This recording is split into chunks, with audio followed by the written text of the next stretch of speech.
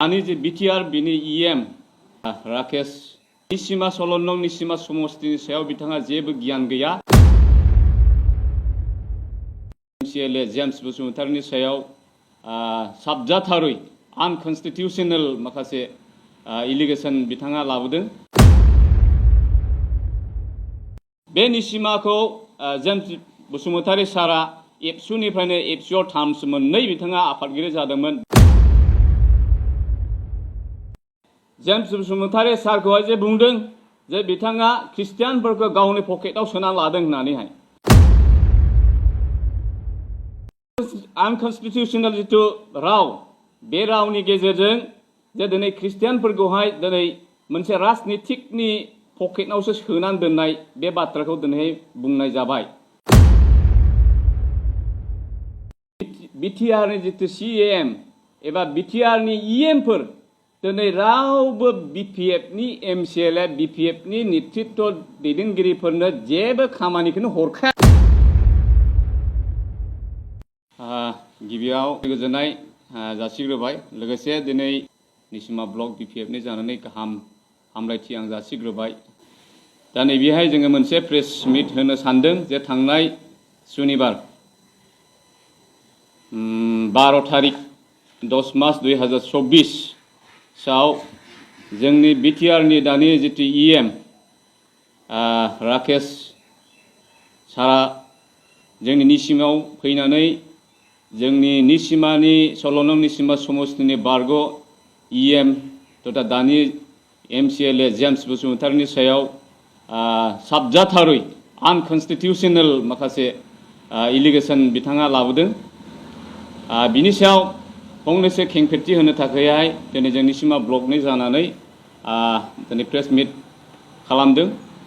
दा जाहैबाय राकेश बिथांनिसिम ब्लकनि जानानै आङो खावलायनो सानदों आरो बुंनो सानदों बिथाङा दानि जे बिटिआर बिनि इएम नाथाय बिथाङा बे निसिमा सल'नं निसिमा समस्तिनि सायाव बिथाङा जेबो गियान गैया।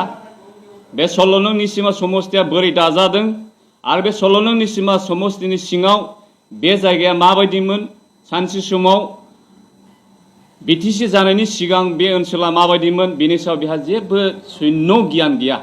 बेखायनो बिथांनिसिम आं खावलायदों जे बिथाङा निसिमानि मोनसे गार्जेन इएम दानि बिटिआरनि सिएमआ बिथांनो दायथ' होदों।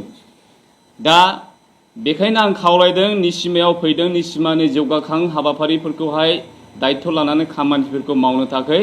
बेखायनो जौगाथाय हाबानि थाखाय मोजां सिन्था खालामनानै जौगाथायनि हाबाखौ बिथाङा मावथों।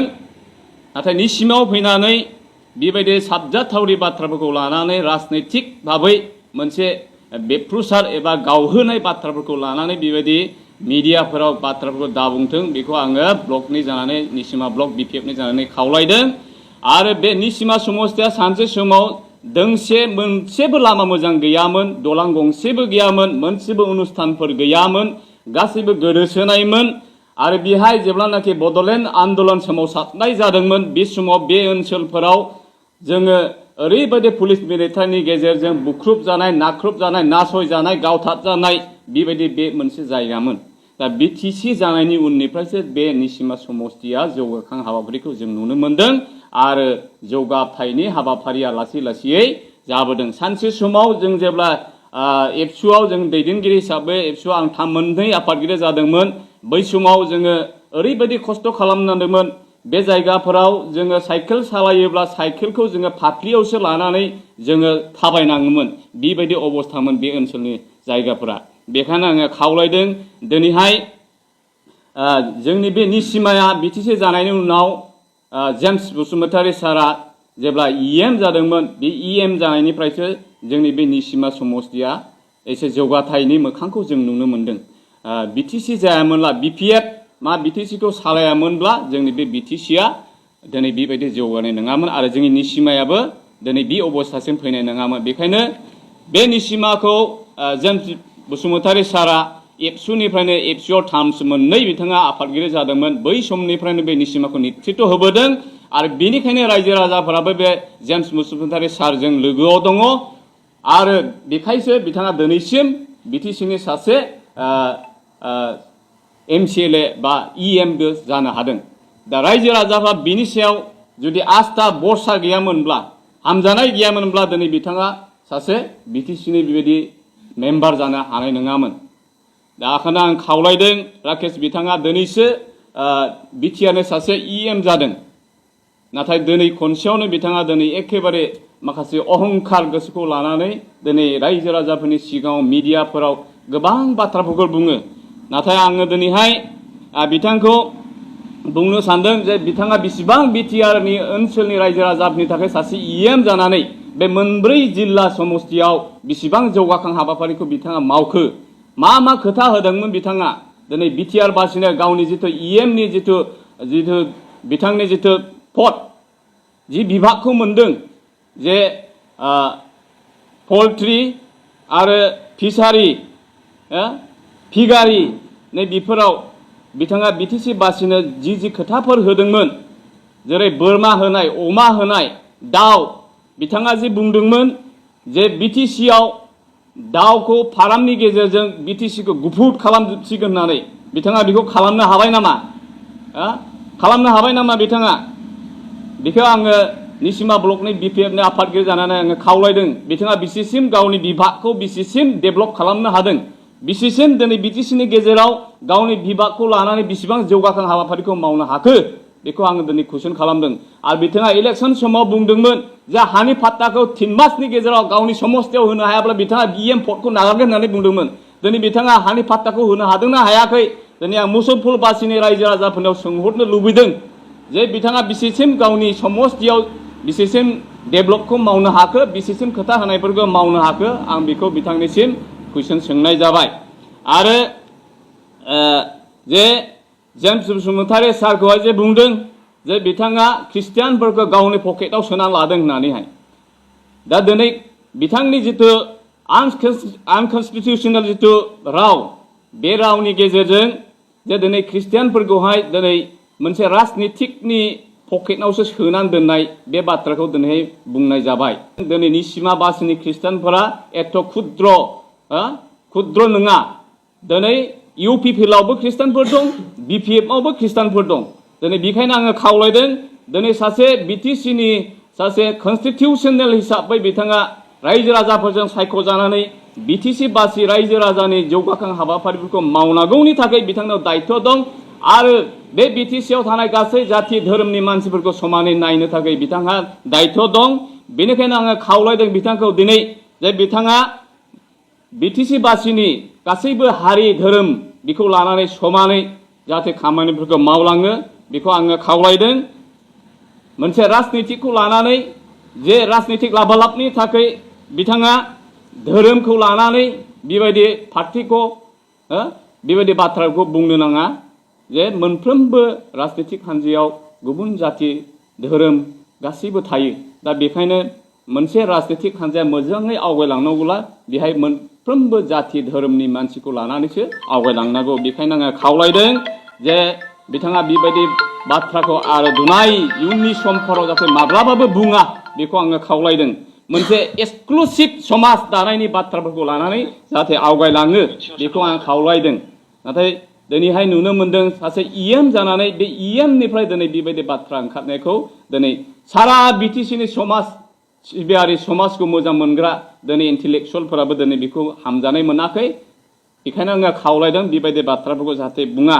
जेब्लायबो ससियेल मिडियायाव नुयो बिथाङा बेबायदि कन्ट्राडिक्टरि बाथ्राफोरखौल' बुंनायखौ नुनो मोन्दों। बेखायनो आङो खावलायदों सासे EM हिसाबै EMनि मर्यादाखौ लाखिनानै जाहाथे बाथ्राफोरखौ बुङो बेखौ आङो खावलायदों। जा गोसोआव फैयो बेखौल' बे बाथ्राफोरखौनो बिथाङा बुङो। बिथांखौ आं दिनैहाय आंनि बेक्तिगत नलेजजों आङो सिन्था खालामनानै मोन्दों बिथाङाव जेबो गियान गैया। सासे लावखारनि समान बिथाङा बाथ्राफोरखौ बुङो। बेखायनो आं खावलायदों सासे लावखाराबो बेबायदि बाथ्राफोरखौ बुङा। दिनै EM जाबाय सारा बे BTC मोनबा जिल्लानि रायजो राजाखौ बिथाङा नायनांगौ, बेंनांगौनि बाथ्रा दङ। समाजखौ मोनसे थिग सिदा लामाजों दैदेनलांनांगौ, मोनसे जौगाखां गुबुन जौगानाय डेभेलपमेन्ट हादरफोरजों समानै जोंनि BTRखौबो लांनांगौ। बे हिसाबैहाय मोनसे मोजां शिक्षित भाबै जाहाथे समाजखौ दैदेनलाङो बेखौ आङो खावलायदों दिनै बुङो बेनि गेजेराव आं दानि निसिमा बियाबनि एमसिएलए जेम्स बसुमतारी बिथाङा बिटिसि निफ्राय जौगानाय गावनि बियाब जौगानायनि थाखाय मोनसेबो खामानि बिधान लाबोनो रोङा होनना बुंदों बे बेलायाव मा फोरमायगोन? बे बेलायाव आं बेखौनो बुंनो सानदों जे दिनैहाय बिटिआरनि जितु सिएम एबा बिटिआरनि इएमफोर दिनै रावबो बिपिएफनि एमसिएलए बिपिएफनि नेतृत्व दैदेनगिरिफोरनो जेबो खामानिखौनो हरखाया बिसोरो सोरबा बिनो थांब्ला बे बिपिएफनिसो होननानै बुंनानै हयन हरखायो होमबा बेबायदियाव बोरै बिहैनाय जोंनि बिपिएफनि एमसिएलएफोरा हरखायाबा आरो जुदि एथ'ग्राब समस्तिफोरखौ अनग्राब्ला हर साफ्रोमबो बिपिएफनि ना बिपिएफ ना इउपिपिएल ना बिजेपि बयबो एमसिएलएफोरनो बिटिसिआव फैनाय बाजेटफोरखौ राननानै हर अब्लाथ' बिसोरो फैनानै डेभेलपमेन्ट खामानिफोरखौ गावनि समस्तियाव मावगोन दिनै हरखाया बै समाव हाग्रामा सारा हरदोंमोन दिनै बे निसिमा समस्तिनि बै समनि एमसिएलए निर्मल कुमार ब्रह्म बिथांनो बै आमगुरियाव आरो आमथेखा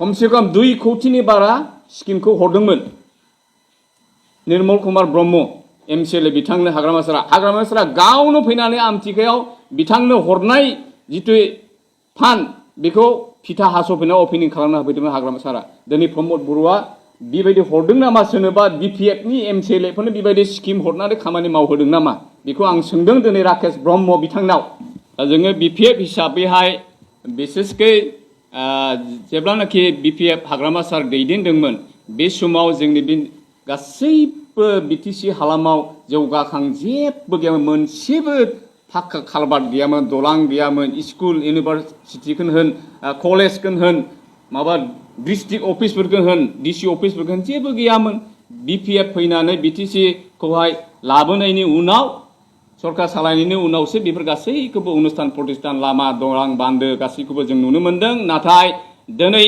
जिखिनि आद्रा थादोंमोन बिपिएफ सालायलांनायनि उनाव दिनै इउपिपिएल सरकार सालायनायनि उनाव दिनै जोङो जेबो मेगनाव नांनाय मोनसेबो खामानिफोरखौ जों नुनो मोनाखै बरंसो गावसिनि जितु बिटिआर सान्थि सुक्तिनि गेजेरजों दफानि गेजेरजों जिफोर अनुस्थानफोरखौ लाबोदोंमोन दिनै बेफोरखौबो दिनै मोनसेबो मावनायखौनो जों नुनो मोनाखिसै जेरै स्पर्ट इउनिभारसिटिनो एग्रिकालसारेल इउनिभारसिटिनो नै बेबायदि रेलवे कच फेक्टरिनो दिनै बेफोरबायदि गोबां सुक्तियाव लाबोफादोंमोन दिनै मोनसेबो इमप्लिमेन्ट जानायखौ जों नुवाखिसै बरंसो सुक्तिनि गेजेरजों जितु 1500 कौटि लिरनानै लाबोदोंमोन बे 1500 कौटिखौबो दिनै थाइसेबो लाबोनानै दिनै खामानि मावनायखौ जों नुवाखिसै होमब्ला दिनै बेजों बिथांमोना जौगाखां हाबाफारिखौ मावनो हानो दिनै रोङा बिथांमोना बोरै सेन्ट्रेल पेकेजफोरखौ लाबोनांगौ बिसिनाव नलेजआनो गैया आंनि नुनायाव बिथांमोना बुंदों जे